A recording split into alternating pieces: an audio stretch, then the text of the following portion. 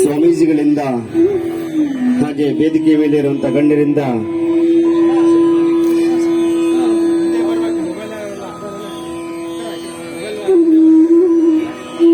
ಎಲ್ಲ ಶಿಲ್ಪಿಗಳು ಶಿಲ್ಪ ಕಲೆಯಲ್ಲಿ ನೈಪುಣ್ಯತೆಯನ್ನ ಹೊಂದಿದವರಾಗಿದ್ದುಕೊಂಡು ತಮ್ಮ ಶಿಲ್ಪ ಕಾರ್ಯದಲ್ಲಿ ಅತ್ಯಂತ ಸಾಧನೆಯನ್ನ ಮಾಡಿ ಈ ಒಂದು ಗೌರವಕ್ಕೆ ಭಾಜನರಾಗಿದ್ದಾರೆ. ಆ ಎಲ್ಲ ಶಿಲ್ಪಿಗಳಿಗೂ ಕೂಡ ಕನ್ನಡ ಮತ್ತು ಸಂಸ್ಕೃತಿ ಇಲಾಖೆಯ ವತಿಯಿಂದ ಗೌರವ ಸನ್ಮಾನ.